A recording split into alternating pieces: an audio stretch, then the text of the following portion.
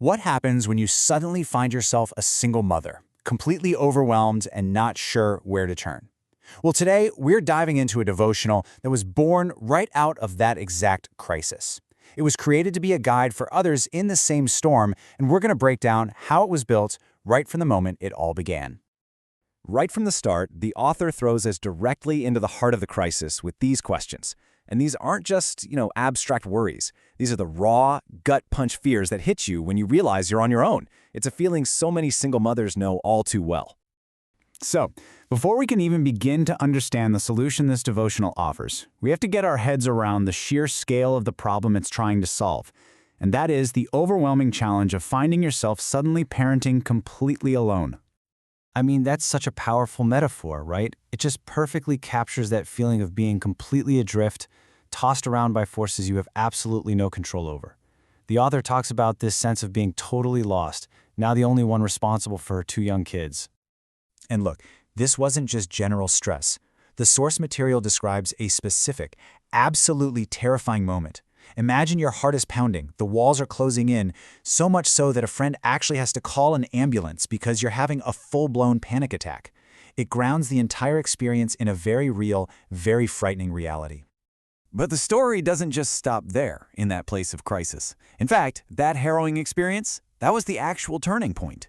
So let's take a look at how the author started to move from that state of panic toward a sense of peace.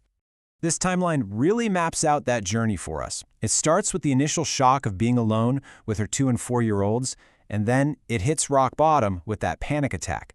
But then it pivots. It was right there, in that darkness, that she turned to prayer and scripture. And she found that with each one she read, just a little bit of hope came back, and peace slowly, so slowly, started to replace the panic. And this visualizes that transformation perfectly. On one side, you have the storm, all those overwhelming emotions like fear and despair. And on the other side, you've got the anchor, the tools she used to find some stability, prayer, scripture, and the hope they brought her, which ultimately led to peace. So this personal transformation, this whole journey, it became the very foundation for the devotional. The author's journey wasn't just for her. It was the catalyst for creating a tool to help other people navigate that same exact path. I think this is such a crucial point. The author is speaking directly to readers who might not be religious. Maybe they're not familiar with the Bible.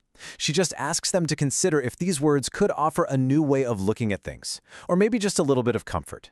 It's an invitation, not a requirement, which makes the whole thing feel so much more accessible. And the book is structured very intentionally to guide the reader through this whole process. It starts right where you need it to, handling those immediate, overwhelming emotions in Section 1. Then, in Section 2, it goes a bit deeper, exploring a relationship with God. And finally, Section 3 makes it all practical, offering real steps to integrate faith into the path forward. It's a really clear progression from crisis to courage. The design itself is also super practical. Instead of just, listing out scripture, the verses are actually grouped by specific challenges, like fear or loneliness.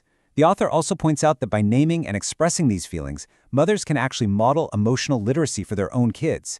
It's got prompts, space for notes. It's an interactive tool, not just something you passively read.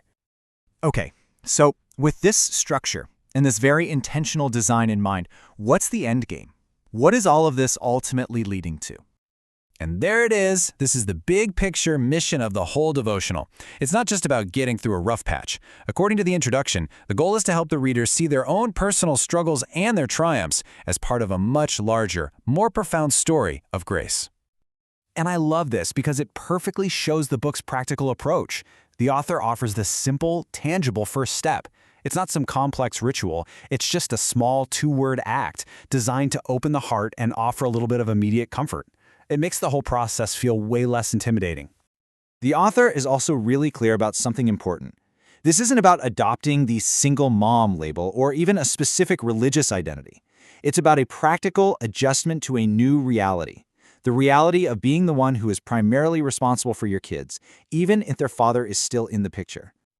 And that leaves us with this final thought. This entire devotional, this whole guide, was born from one person's debilitating crisis. And that just raises a fascinating question, doesn't it? How often can our own deepest struggles be transformed into a roadmap for someone else who's just starting down that same difficult path?